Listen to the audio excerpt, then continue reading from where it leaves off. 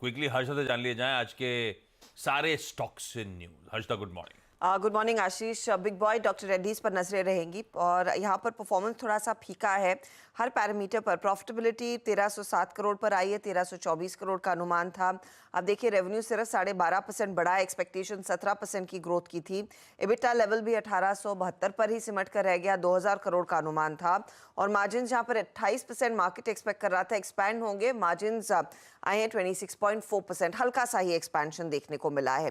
Basically हुआ ये है कि क्वार्टर ऑन क्वार्टर डिक्लाइन देखने को मिला है अमेरिकी कारोबार में। वहां पर वॉल्यूम और प्राइस प्रेशर साफ दिखाई दे रहा है। इंडिया बिजनेस में एडजस्टमेंट हुआ है, डाइवेस्टमेंट जो इन्होंने किया है नॉन कोर बिजनेस का, तो उसका एक कुछ इम्पैक्ट है। रशिया बिजनेस और इमर्जिंग मार्केट बिजनेस भी 4% घटा है सालाना और 15% क्वार्टर ऑन क्वार्टर। तो ये कुछ चीज़ें हैं जिससे दबाव बनता हुआ। तो यूएस में प्राइसिंग प्रेशर कायम है इनके लिए और वॉल्यूम पिकअप नहीं हो पाया है, वो एक चिंताजनक स्थिति है। अब आते हैं दूसरे नंबर्स पर। तो पिडिलाइट का परफॉर्मेंस वैसे आप कह सकते हैं प्रॉफिट को छोड़कर बाकी सभी पैमानों पर रफली इन लाइन ही आ रहा है। मुनाफा 304 करोड़ पर, हालांकि एक्सपेक्टेशन 415 करोड़ की थी। रेवेन्यू 2901 करोड़ के आसपास आया। एबिटा 576 करोड़ के आसपास आ रहा है।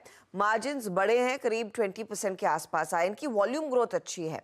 कंज्यूमर बिजनेस में वॉल्यूम ग्रोथ नियरली 13% की, एक्सपेक्टेशन 10 से 12% का था। और 25% B2B बिजनेस में वॉल्यूम ग्रोथ देखने को मिली है।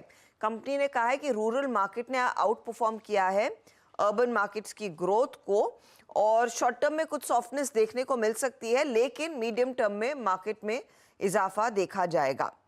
यूबीएल के केस में निराशाजनक performance.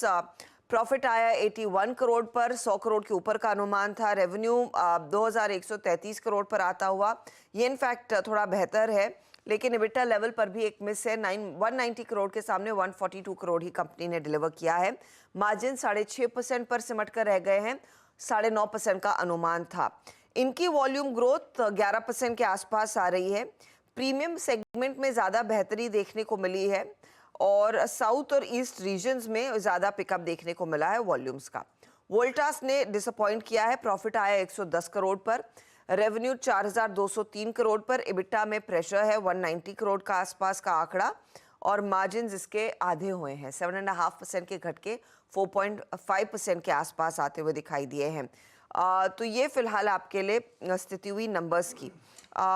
IGL, Delta Corp, PB fintech, कई सारे नंबर्स हैं जिस पर आज दरअसल मार्केट रिएक्ट करता हुआ दिखाई देगा। यस, उन पे और भी बहुत सारे इंपॉर्टेंट भी हैं, उनमें चर्चा करते रहेंगे चैनल पे। 8:30 बजे जब हर्षिता जुड़ेंगी तो ये सारी डिटेल लिस्ट आपके सामने कर दी जाएगी प्रेजेंट।